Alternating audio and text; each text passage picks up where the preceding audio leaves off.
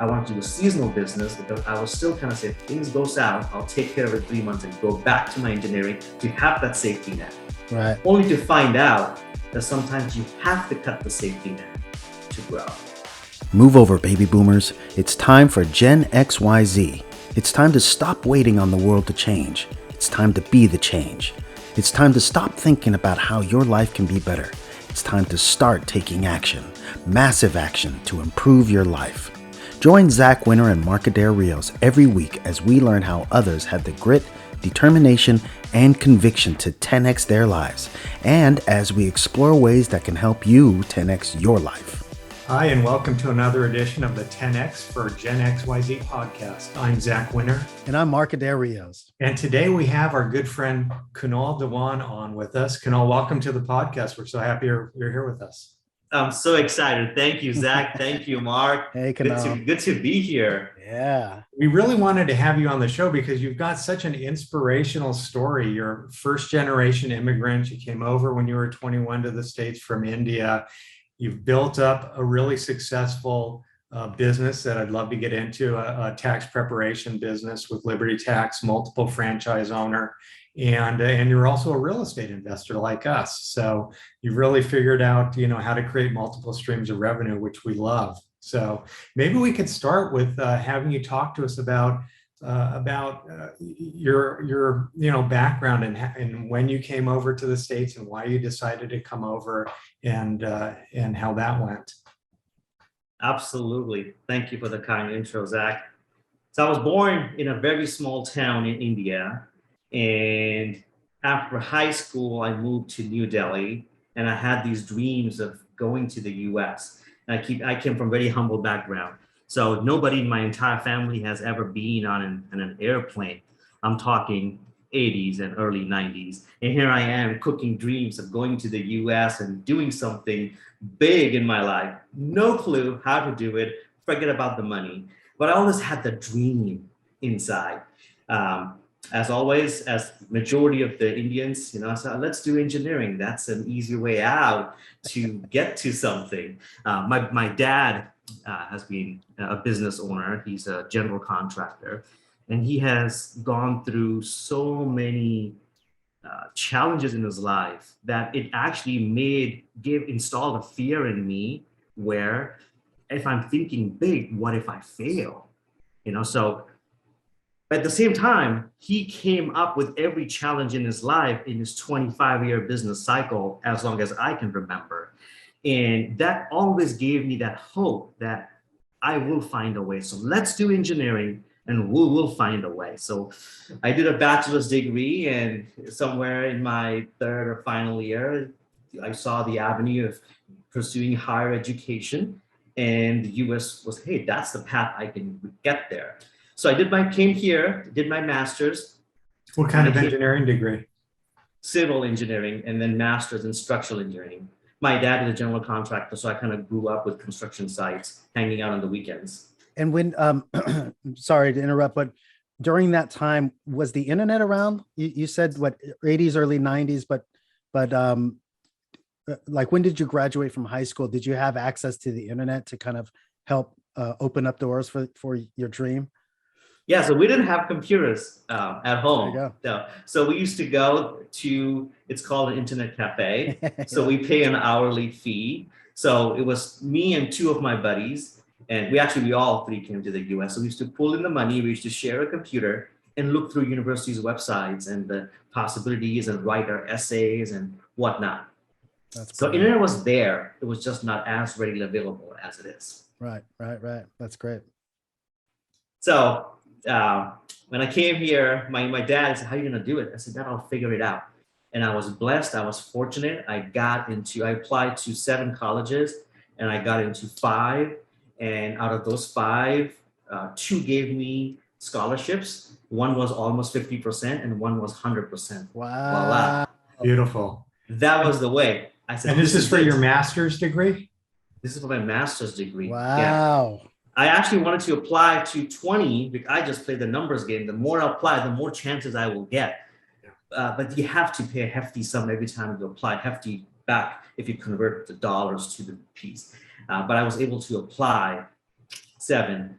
and got in one fully scholarship. And then now what next? Where are you gonna live? I said, I'll figure it out. I'll figure it out. So he said, okay, well, how much money do you need? I said, well, how much can you get me? I don't got no money, you know. Say, okay, well, I can come up with $400. I said, let's do it. Can you buy me a ticket? So let's do it. Got the ticket, $400, landed here. And me and my buddy, actually, the buddy who used to spend time with me in the same internet cafe, same college. We both got into the same college. Where was the college? University of Cincinnati, Ohio. Wow. Yeah, Cincy. Yes. And when we got there, we figured out we shared a room with some other Indian students. They were very kind, gentle, humble. Bless their soul, bless their heart. They were able to let us in. And then we quickly find an on-campus jobs and started working, and finally got a place where we shared a two-bedroom apartment with 4 people. And that was the start of living in the US. So you basically came over and you didn't have any money. I didn't know. Just on faith that you'd be able to find a job, and you had a place to University of Cincinnati. You were going to go to school there, but you didn't have a job. So you were just on faith, you'd find some friends to basically couch crash with until you could get a job. That's right. So from the same cafe, we reached out to the Indian students who have gone through the similar struggles, and we reached out to them. We are coming, we have an admission. Would you be kind to let us in your living room for a week or 10 days? And they probably went through the same thing when they came. Totally. Many Indian students come with this humble background. They're not able to afford an apartment or even an on-campus room. So they were very open. Yes, that's exactly what happened. I love it so much. Now I got a question, just kind of zipping back a little bit in terms of like because you speak brilliant in English, right? You've been here for quite a while, but did you know a lot of English like before you came over? Had you learned it like in primary school or high school, or like I'm assuming English is a second language in India, correct? Yes, India was a British colony for over 200 years. So English is very prominent. Right. The school that I went to, English was the main language. Great. So that helped a lot, I'm sure, too. Absolutely. Got here, right? Yeah, that's great. Same with engineering. English was the main language of engineering as well. Now, so you went to college, you graduated with another engineering degree, master's in engineering, correct? Civil That's engineering. Right. And then were you planning on just being an engineer and just stabilize yourself and work in that industry for a while?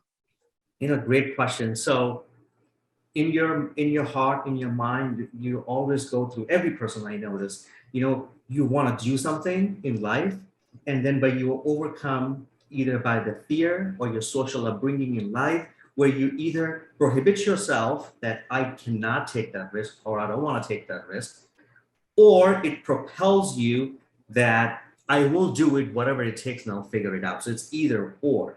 So I always wanted to be here to do something of my own. So my dad taught me grit, and I want something of my own, but I don't know how. I will figure it out when I get there. So when I started doing engineering, I enjoyed engineering. I still enjoy when my friends call me and ask me questions. I'm still licensed structural engineer in California. I can design skyscrapers and whatnot. So I still enjoy it because it gives me that challenge, but it didn't give me the avenue to build something of my own where I can be hands off. So I did not have the answer when I was studying the master's, but deep inside my heart, I know I would do something different on my own. Yeah, I get that. I get that totally. So what did you do when you got your master's degree? Got my master's degree, applied for, I finished my two and a half year program in 5 quarters. I was the fastest one to graduate in my program because I just wanted to get out and start doing something. I applied for jobs in the East Coast. I was literally just backpacking, and I was applying for jobs. This is 2003, 2004, 2005. We were just coming out of recession. So I was literally master's degree graduate, cold calling for engineering jobs. That's great. I got 3 jobs applied for 3, I got 2 in East Coast, one in Pennsylvania, one in New Jersey. And I said, before I join, I'm going to take 2 weeks off. My buddy was going to USC. I'm going to take 2 weeks off. He said, just come, we're going to have a good time. And then you go start a new life. Sounds like a plan. We started from Bay Area. So he was doing his internship in Hayward, and he was coming down back south to USC to continue his program. We took the road trip. We had fun. He came here, and I crashed in his couch again. I said, man, this is a beautiful place. And you never left, because that's what happens to Californians. That's right.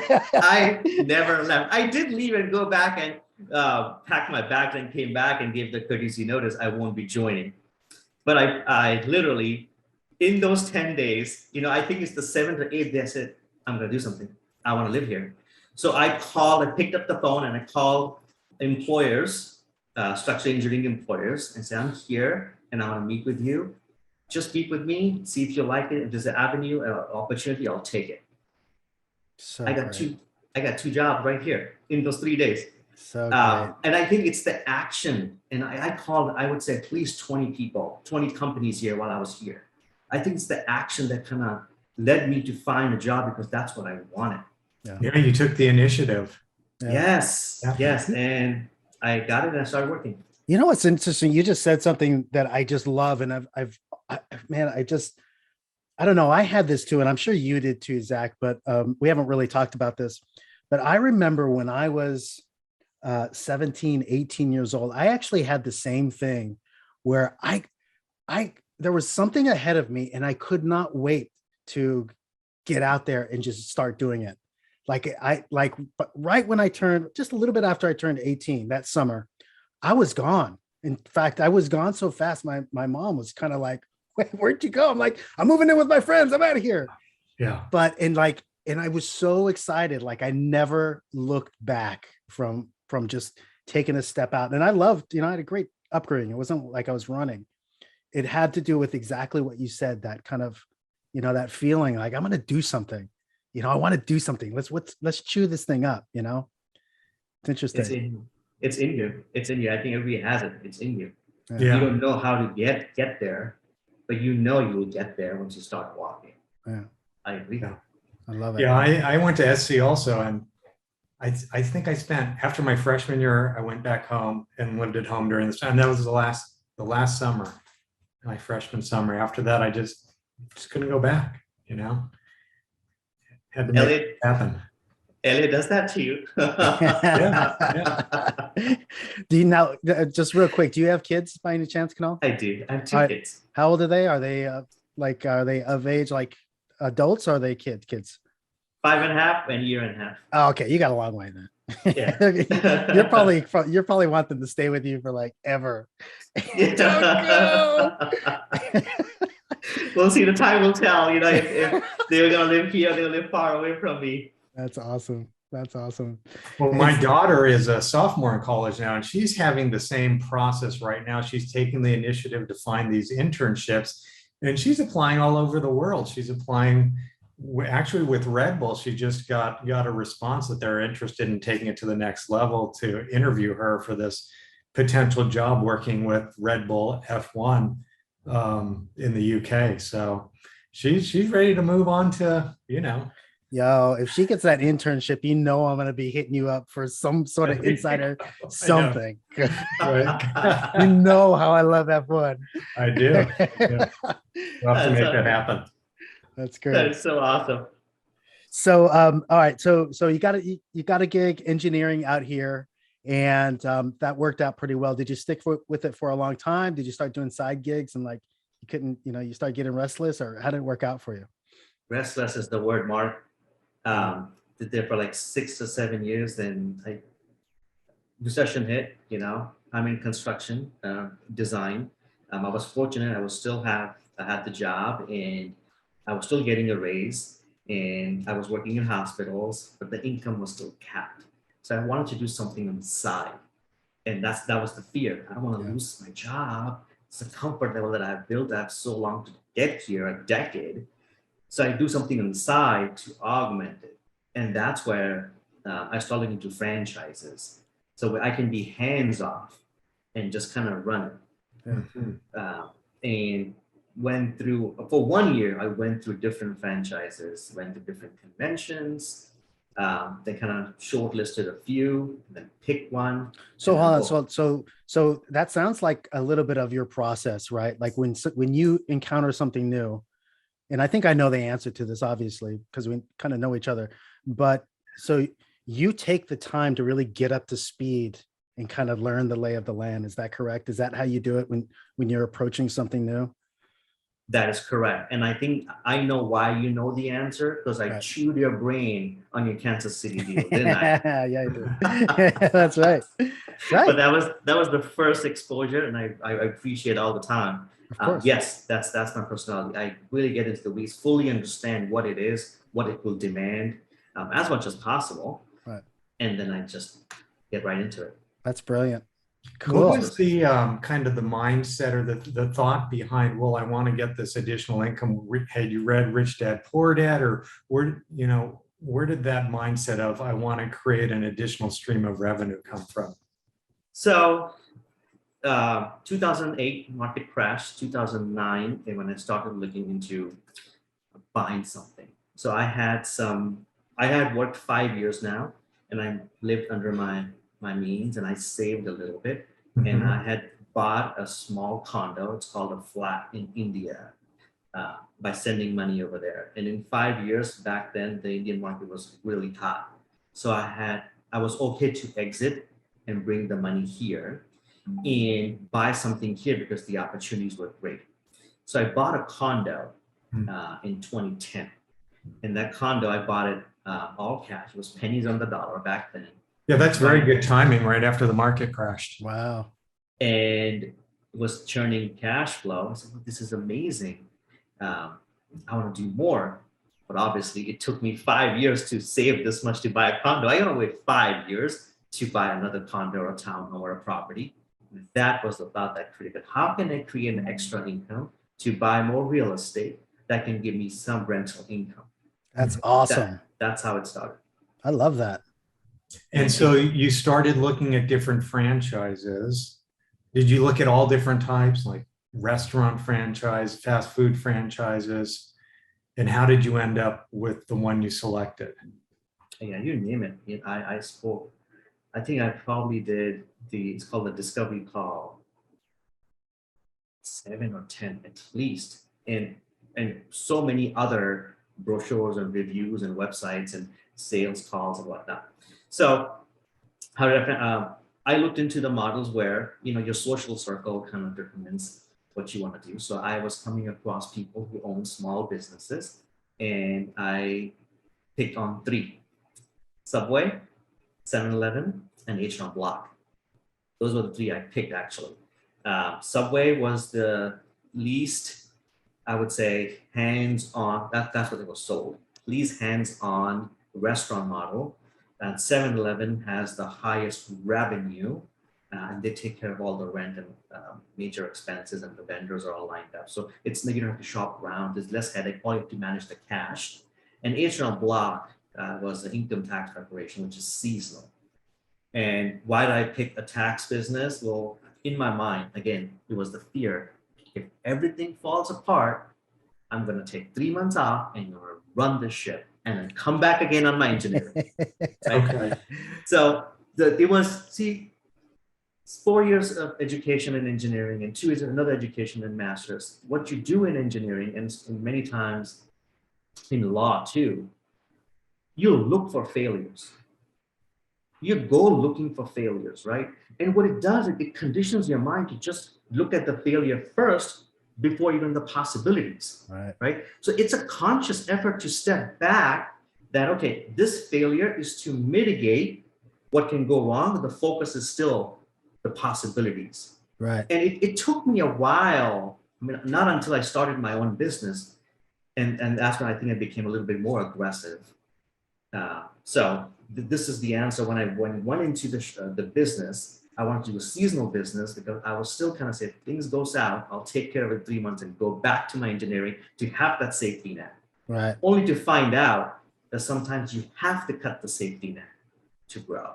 So in that process that you're talking about in terms of looking at the risks and managing the risk, I guess one school of thought would be, okay, I need to streamline this. One thing is just to really either get rid of the process or chop things out of the process, which increases the risk in some way, right? Or find a way to actually streamline the actual process and cut down the time that it takes you to make those decisions. But you're just doing things faster. You're doing the same process, but you're doing it faster. So I guess the question is when you, and this is going to relate to when we get to your real estate, but when you were thinking on that, like, and you decided to cut the cord, was it I'm going to tighten up my timelines to make decisions? Or was it, I'm just going to remove some of these things that have tripped me up, that are actual risks, but they're acceptable, but I'm going to take them fully out of the process. Yeah, it was absolutely, yeah, it was a planned thought. It was a streamlining the process to get to a point where the risks were mitigated. Because what I was doing is I was still, as I turned my business, slowly build it up, I put everything either back into the business or back into the real estate. Because I negotiated some smoking hot deals back then in 2011, 2012. It was a buyer's market. Sure. You know, I got some deals where the county called me. They said, "There's no way you can buy this at this price." I said, "I did. This was the condition." Like literally. So I was making every dollar count on either on the investment or the business. And when I reached a point, it was like 2013, end of 2014, is when I felt comfortable taking the leap because the risks were mitigated, processes were defined. I could see the possibilities, and running a business, you know, even for a year or two, really conditions your mind. Sure.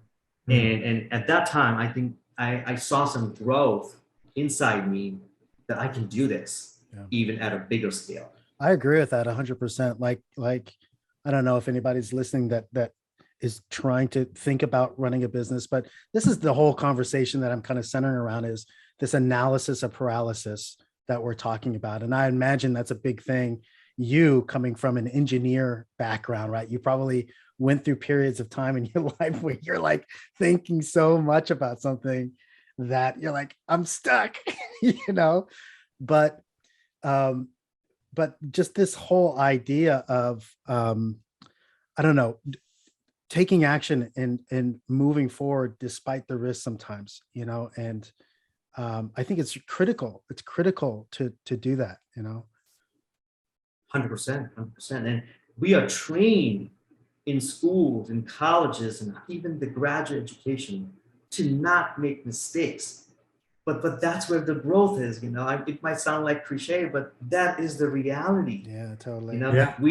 If you don't fail, you're not trying.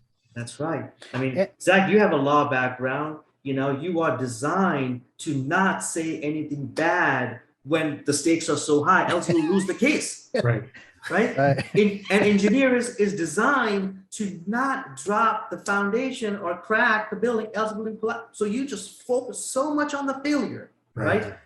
But I think somewhere in your mind, you gotta be strong where obviously don't drop the building or drop the case, but you gotta take action and not be in that analysis paralysis state of mind. And then the second add-on that I would like to say is, you know, like you said, having a business, like really running a business for a year is a crash course. It's just a crash course in so many things that you can't possibly get anywhere else. It's very interesting, you know, and it's a journey. And that's why you see a lot of entrepreneurs who really don't have a formal education, but they can be wildly successful at business because, you know, they're in it. They figure it out and they figure out how to grow. Totally. So you bought now you said H&R Block, but I know that you own a different tax preparation franchise. Yeah. Business-wise, it was just not making sense. The way the royalty structures is laid out and everything at that time, because you always want to be on the growth cycle, right? H&R Block is mature, versus Liberty Tax was still growing. So I want to catch that momentum wave, and that's why I picked it. And I'm so grateful that I did that. Nice. And how long did you own your first one until you decided, hey, this is going well, I'm going to get another? So the first season, so in tax business, we live in the seasons. We don't live in the year.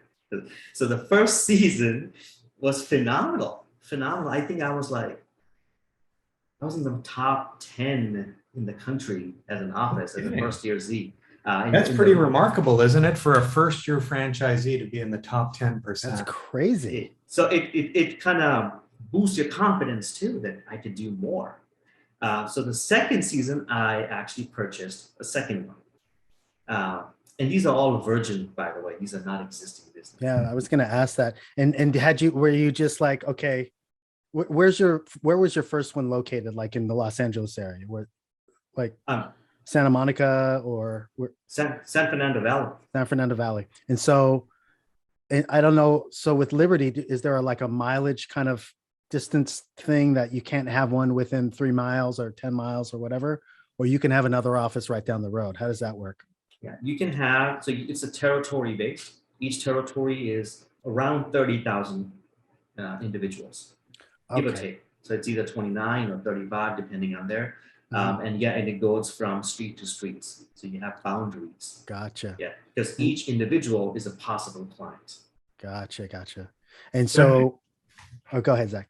I was just going to say, with the franchise concept, typically you're buying a business plan, right? And they're giving you a whole playbook on how to run your business successfully. Given that you were in the top 10% your first year, what was your approach? Was your approach one of, well, they're telling me what to do, I'm going to follow the playbook? Yeah. So, and I had this chat with a cousin of mine literally a week ago. Was this: pick any business in the world, right? Flipping burgers to pharmaceuticals, right? And you take 2 people and you put them in 2 businesses doing the exact same revenue with the exact same people, with the exact same environment, everything's same, right? And you put 2 different people, let them run for a year. The results will not be the same, even though it could be the same brand. Mm-hmm. There's always a management play. And sometimes people realize it, sometimes we don't realize it. We are the lid in our life, the growth in our life. The more you raise your lid, the higher you will grow. So I believe that I'm learning every single day. The more people I talk to, the more business I look into, I'm learning something from my mistakes, from other people's mistakes. So going back, yes, it's a franchise. Yes, it's a proven model. Yes, it's a steps. But I do believe that if 100 new franchisees come in, how do they come up with the ranking? Well, that's because out of those 100 people, some people are doing something different or better. It's the execution play. We all buy real estate, but we execute the property a little bit extra to perform a little bit extra for the extra valuation. Right? Interesting. Same logic. Yeah, that makes sense. Good. That's very good. So your second year, you bought a second one, and then you continued to ramp up. No, second year was a disaster. Oh no! What happened? Something called overconfidence. Oh my gosh! Oh, I lost so much money. It's not even funny, but that's okay. I learned so much. See, this in this business, it's not about filing taxes. It's no matter what business you pick, it's not just the product, right? There's so many things that come with the product. Then it comes, it's people in this business. The people comes so many personalities, the culture, how you lead them, how you motivate them, how you keep them on top. Like, I can go on and on for this. But with the second location, as my team grew bigger, I needed some growth. Yes. Right. That was my biggest lesson. Yeah. That was my biggest lesson. And I learned it the second season. So third season was phenomenal. It was a lot of learning. So the third season, again, I ran the 2. And it was after that, I think I can do this more. That's interesting. Cool. Well, was the growth focused on learning how to manage larger teams that you hadn't experienced before? Yeah. So it's a service business. Like in any service business, your people are your product. Right? So if I'm an engineering manager and if I have 5 engineers with me, so I was still the project manager running the team, right? Um, the strongest part of my team is the weakest engineer, right? Similarly, the strongest part of my tax business is the weakest tax professional in my team, right? In whatever element, be it the mindset, be it the tax knowledge, be it the client experience, whatever, right? That's right. So it's the biggest component of how to bring the teams together, keep them on target, lead them with the goal in mind. It's a very, very small, our business is for like 12 weeks, not even 12 weeks, right? How do you create a 7-figure revenue in 12 weeks? You gotta be on top all the time, right? So every ball, you can't have a strike. You gotta keep swinging every ball. So that takes a mindset. And that mindset can happen on a Monday, but it cannot, let's say somebody losing Tuesday. The second part is as you lead the team, how do you keep the mindset going for those 12 weeks? This was the biggest thing when I was leading the team as I went from 1 office to 2 offices. So yes, leading the larger team with everything that comes with it. Well, I'm really, really interested in this because I think that all of us have experienced exactly what you're talking about, even though, you know, I've never owned a franchise or been in a situation where we're adding on another full-on business, but I can say that we've been in positions to get our first property, maybe buy another property and another one. And so for me, there have been times when it's not necessarily the growth, and maybe this is what you're talking about also, but I also realized I had some blind spots about certain things too, that I had to find some way to kind of shake loose or get rid of, or approach differently. And I'm just wondering if there was anything kind of big in that respect that you had on the mindset or blind spot side that, like old beliefs that you might have held that you thought were totally true were the things, like you said, that were capping you in some ways too. Absolutely. Limiting beliefs. What I'm about to say is very cliche, but it's a fact. I'm a living example of this. You can buy people with money. It's not true. So from an employer perspective, so yeah, I can do this, I can do that, but you can take far to a certain point. But if you want to build highly super efficient teams that stick with you in the long run and perform consistently, there has to be something more than money. Yeah. I agree with that. I agree with that 100%. It's the culture, it's the your overall risk reward systems. It's the empathy. I mean, I can go on. It's everything combined. Not one element is sufficient. It's the total package. So this was my biggest thing. And I really worked hard as we grew bigger. And it's a challenge managing 10 people because I know exactly what their weaknesses are, which person belongs where. So it's not about putting a person at a position. It's putting the right person at the right location, right? So to find that out, you've got to know the psychology, the mindset, the challenges, the strengths, all that. It's easy to do that with 10 people. How do you do that with 35 people? Because your time is limited. And that was the second limiting belief, that it's okay to give this empowerment, the control to somebody else. Oh man. Right? This is the, what is this? This is the E-myth right here. Right here is the E-myth. You have to, well, you got to create systems, but you got to kind of offload some stuff in order to grow. Actually, I do want to thank that book, E-Myth. I was reading that book. So after my second season, I went to the national convention, right? I read that book going there and coming back. Nice. It was awesome. It was Virginia Beach, so it was great. Yes. That's fantastic. Yeah. That's great. With your business, it must be particularly hard to do that team building with a large team and to keep it in place year after year, because you're a seasonal business. And do you scale up and scale down with your employees during on season and off season? And how do you keep that motivation and that cohesion with the team during the busy season? You nailed it, Zach. This is the hardest part, the hardest part. And I'm learning every single year. It's really hard because I technically only have an employment for them for 4 months, the most, right? Right. So how can you engage? And it's not that I'm paying ridiculous amount of money for them, right? So it's still above market. How do you keep that? And that was my previous comment, that money is not everything. As long as it's fair, more than the average, and if you're giving them the whole package, you will build a team. You have the ability to build a team around you. Interesting. And it applies. And if you have the full year employment, oh, you can scale to the next level. Right. Because so, now.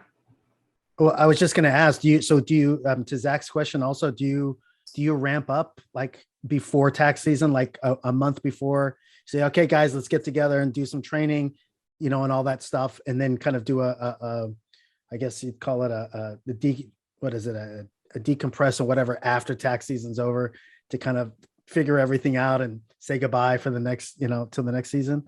How does that work? Yeah, absolutely. And that's where my job is now. After 2016, this is what I do. From December to January, ramp it up, and everything from setting goals to the new processes and procedures or updates. Right. This is what I do. Building the team, After that, I'm done. End of January, Valentine's Day, I am usually done. And the train is on the track, picking momentum, and the team is running the show. So you're not walking up and down the aisle in the stores, like looking at people, checking out their work and stuff like that. I'm just kidding. No. So in 2022, I went to my offices 2 times. Wow. And in 2021, it was like 3 times. And this is where I was talking about giving them the full control of running the ship. Yeah. The complete extreme ownership. Oh, that's another beautiful book. Extreme ownership of what they do and their team. That's great, man. That's pretty cool. So you have 5 locations at this point. Yes. So 15-ish, or was it 16, is when. Now, by this time, I had realized I understood finances better. I understood taxes better. I understood depreciation better. Mm-hmm. And I'm still buying 1 property a year as I went moving forward. And what I understood was starting from zero, it's hard and you build equity with it, but cash flow is better than ground up.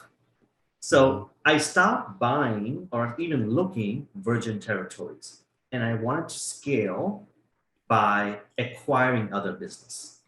So I call it the value add of the business. Yeah. So there was other franchisee, and she had 3 offices, and she was having her own challenges, and I took over from her. Again, that's great. Same brand, right. Same location, everything same. I didn't do same processes because it's the same building blocks of the franchise, right? I came in and I doubled the revenue in 3 months. That's fantastic. And so that was the value add I did. Yeah, there's a great book called, I'm sure you've read it before. It's called Buy Then Build. And it started kind of a movement in a lot of ways for people to really kind of, re-examine this whole thought that you need to build something from scratch, even though, when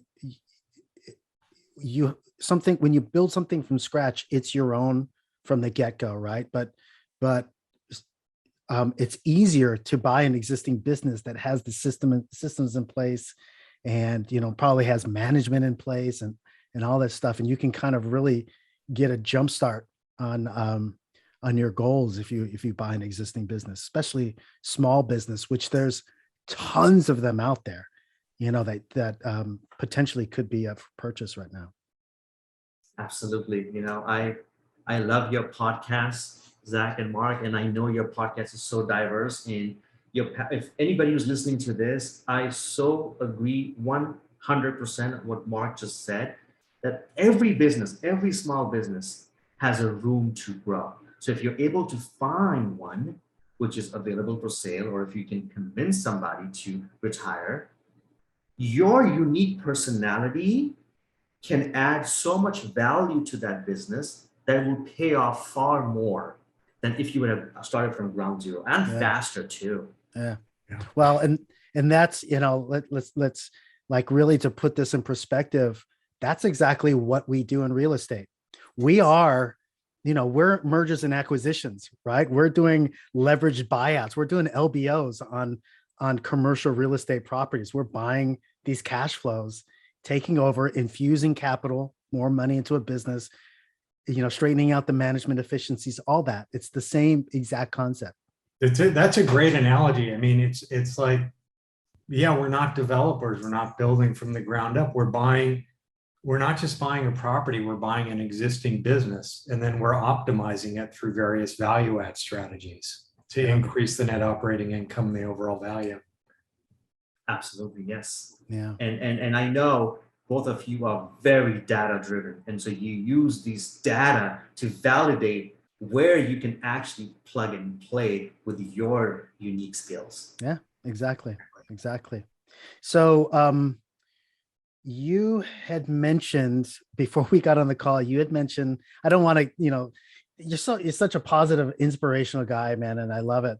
But I definitely think there's lessons to be learned, especially for you. I mean, you're in the trenches. So talk to us about, I think you mentioned you had a tough time. Was it last year where you had before you had 35 employees and then you dipped down to about 18 and you were like on the front lines? Like what happened there? Oh, I think the second hardest year, I think I worked so much during this time, more than my first year, which is this. So when COVID happened, we were still essential business. So we were still able to run, but we didn't see that impact until 2021. And then now in 2022. 2022 was the hardest in the sense that there's a drastic labor shortage. People, not just because they don't want to work, it's just, I have 3 of my staff members, long-term people, health challenges or kids challenges, they're not able to work. And I respect that. In finding new staff, new employees, it's even harder. Not only that, to further exacerbate the problem, the wages went up significantly, right? So the expectations went up significantly.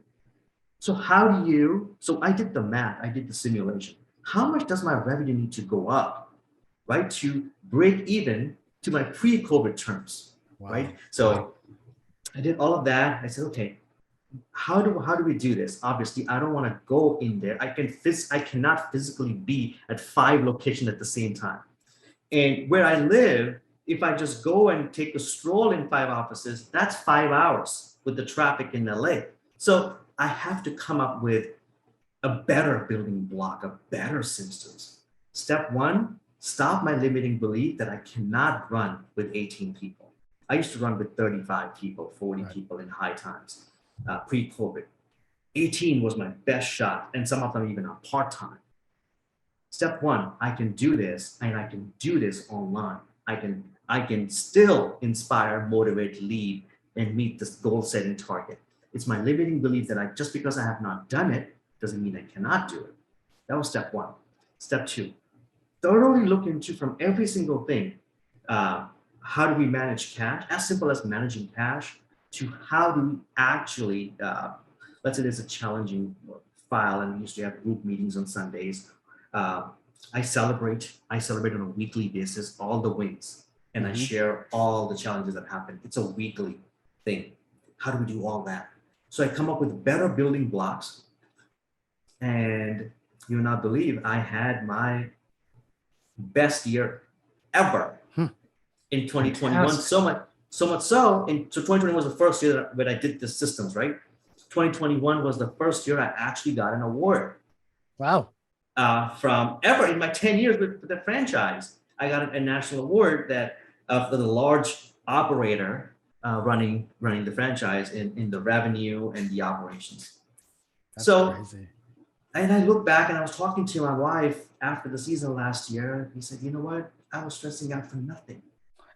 Right. And obviously it's easy to say that after it's done. And then 2022 came, I had the better building blocks. And all I had to do was just really fine tune it with the new personalities that I have added to the team. Yeah. So I worked a lot, not in the business, but out on the business by controlling my limiting beliefs. And now I'm set. So technically, I can even scale to 10 offices right now, from 5 to 10.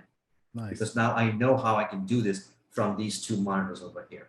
Interesting. That's incredible. So you figured out how to streamline the number of employees working and how to oversee it and inspire and lead remotely. And because of that very difficult situation you were placed in with COVID and the economy and wages going up, it forced you to come up with this new system that essentially is a much better system and potentially gives you the ability to expand your business. Yeah, that's really good. That's Yes. really good. That's really good. It was a great So- experience. So let's shift gears because I think we're kind of running out of time, but I want to shift gears a little bit into more of your real estate stuff and just talk to us a little bit about what you're kind of working on now in terms of your portfolio and maybe some of the lessons that you learned from your tax prep business that you apply to real estate, like directly. Absolutely. It's the people. It's real estate. It's all the people. Building teams, building trust, and then going with it. So my real estate, I was doing residential all the way to 2018, fourplexes and triplexes, making offers in commercial properties in 19 and just losing it every left, right, and center in California. And then started looking into the bigger assets, got exposed to syndications in 2019. I did not know what syndication was before 2019. So this is phenomenal. I can do that. And I started looking out of state. COVID happened. And then we were expecting a baby. So I took a pause. All I did was meetups at that time. Yes, COVID baby, yes. And then meeting new people. And I met wonderful people. And one of them actually ended up becoming partners now. And he's in Phoenix. And we hold the meetups together. Did our first syndication in March 2021. So in end of 2020 or all the way to 2021, I think we had like over, I would say at least 200 to 300 LOIs. And in 2021, we probably gave out over 400 LOIs. Wow. You So guys were just writing LOIs for we were everything that looked good. Yeah. Yes. And this goes back to my residential is you just keep making offers. You just keep going. Don't lower your investment criteria just because you want to buy a property. Yeah, totally. Right. And going back to my business, don't lower your goal. Just work harder to meet that goal. When the wages went up, don't go see how I can cut corners on expenses, increase the revenue. Yeah. How do we make that revenue goal? So it's the production that needs to go up. So with the same mindset, we did the first one in 2021 and then kept on losing every single LOI, best and final. We got best and final a few times.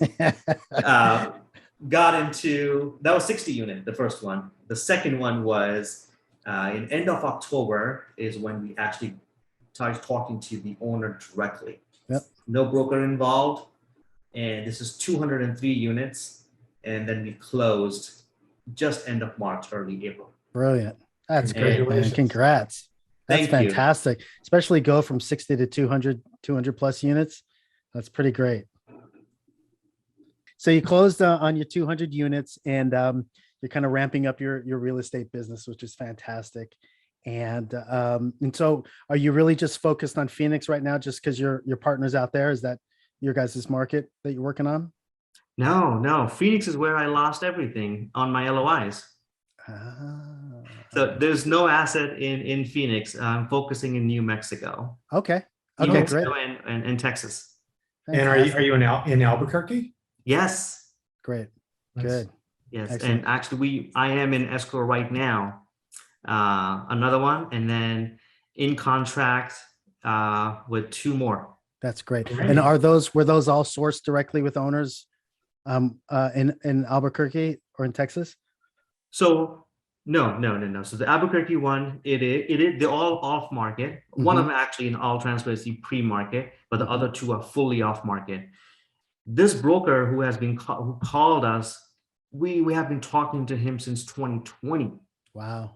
So I think it's people, it's the relationship that has brought us here. So he just came to us directly.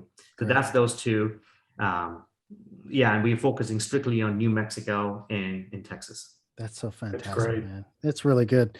Just to go back to the whole LOI thing, I'll just briefly say that one of my mentors, Charlie Dobbin, said that if you're not writing LOIs, everything that you're doing regarding this whole real estate thing, it's just a little hobby. You have to be writing LOIs consistently. Otherwise, you're not in the game. You're not doing anything. That's You can be talking about it or doing, this or that, but you have to get out there and write, letters of intent to buy things. So 100%. You have to go on the field. I just have to say, man, knowing you for a few years and just kind of just hearing your story and really we just ended at kind of the pinnacle in a lot of ways. You taking down 200 units at a time, big apartment buildings, and talking about where you came from, and kind of going through your journey throughout this whole thing has been really, really special and inspiring to me, man. So I thank you for, talking about it today. It's been really cool. Very inspirational, Kunal. Thank you. Thank you man. for your kind words, guys. Yeah. I appreciate it. So Experience. if anybody wanted to kind of get a hold of you or chat with you, how can they get in touch with you? Go to our website, nimblecapitalgroup.com. nimblecapitalgroup.com. Cool. Well, thank you again. And, I know we're going to be talking to each other very, very soon. And talk to you later. Thanks, Kunal. Thank you. 10X for Gen XYZ is hosted by Zach Winter and Mark Adair Rios, co-founders of Prosperity CRE, a commercial real estate investment firm committed to providing its investors with ongoing cash flow and building long-term wealth. If you like the podcast, please give us a positive rating and subscribe to be notified about future content. Also, if you'd like to learn more about our approach to real estate investing, you can download a free copy of our real estate investment book, Investing for Cash Flow and Long-Term Wealth, by clicking the link in the show notes below. Thank you and stay tuned for our upcoming episodes.